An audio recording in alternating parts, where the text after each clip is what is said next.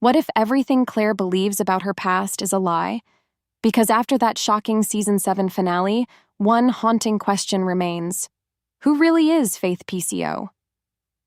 For years, fans thought Claire's first daughter had died as a baby. But the clues sprinkled across the final episodes, and now the prequel Blood of My Blood might prove otherwise. The real twist? Faith might not be Claire's daughter at all, but her sister.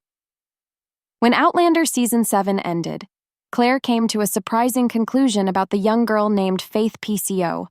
After hearing Little Fanny sing a song from the 1900s, a song that shouldn't even exist in that century, Claire's heart skipped a beat. I Do Like to Be Beside the Seaside was the same tune she once sang to her baby back in Season 2, right before losing her. That song was recorded in 1909. So how could a girl living in the 1700s possibly know it? To Claire, the answer seemed clear. Too clear. Faith P.C.O. had to be her child. Somehow, impossibly, her baby had survived. But as fans looked closer, the logic didn't quite hold up. If Faith had survived in the 18th century, how would she even remember a 20th century tune that hadn't been written yet? The math just doesn't work. Claire's only evidence was a dream, one where Master Raymond appeared, cryptically apologizing for something she didn't understand.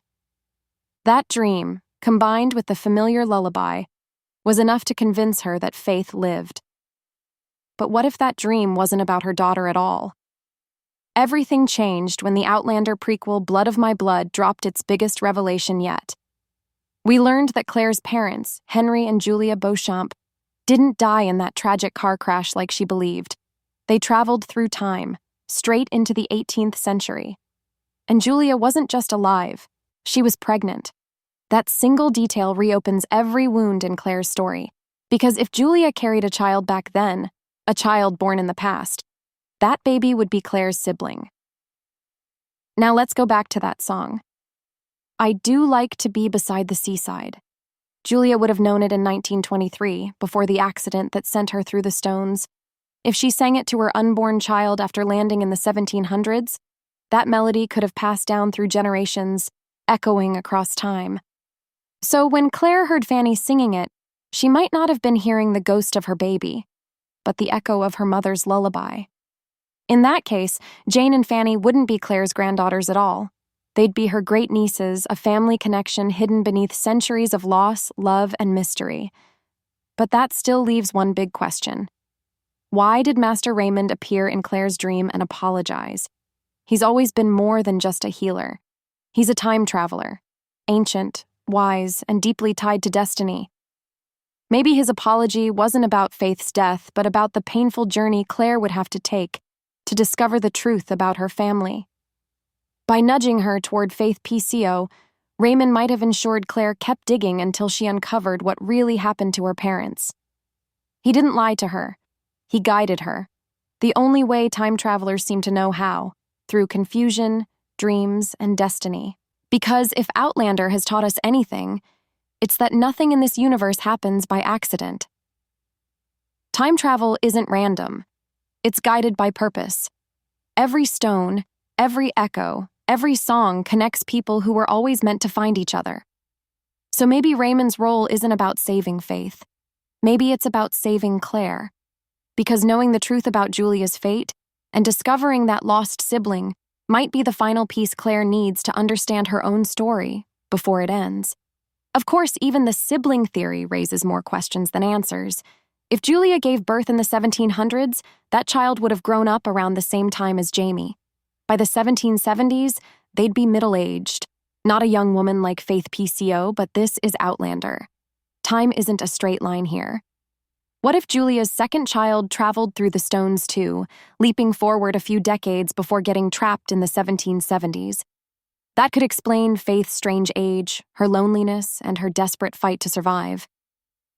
Maybe she didn't belong there. Maybe she was lost.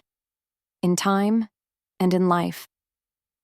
Whether Faith P.C.O. is Claire's daughter, her sister, or something far stranger, one thing is certain.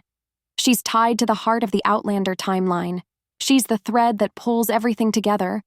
Claire's loss, Julia's journey, Raymond's mystery, and the generations of women caught between centuries. And Season 8 will have to bring those threads together once and for all. Because Claire's been haunted by one question for years. What if the people she thought she lost never really left her? That's what makes Outlander so powerful. It's never just been about romance or war. It's about fate, the pull of time, and the price of loving across lifetimes. Every heartbreak leads somewhere. Every mistake means something. Maybe Claire's wrong about Faith, but maybe that mistake is exactly what she needs to uncover the truth about her parents, her past, and herself. So when Season 8 arrives, don't expect simple answers. Expect heartbreak. Expect revelation. And above all, expect the story to come full circle, in the most Outlander way possible. Because in this world, even a lullaby can change destiny. And that wraps up today's deep dive into Outlander's biggest mystery. If you're as obsessed with these theories as we are, drop your thoughts in the comments. Do you think Faith P.C.O. is Claire's daughter, her sister, or something even stranger? Don't forget to hit like, share, and subscribe for more Outlander breakdowns, and we'll see you next time, right here, where the past and present always find their way back together.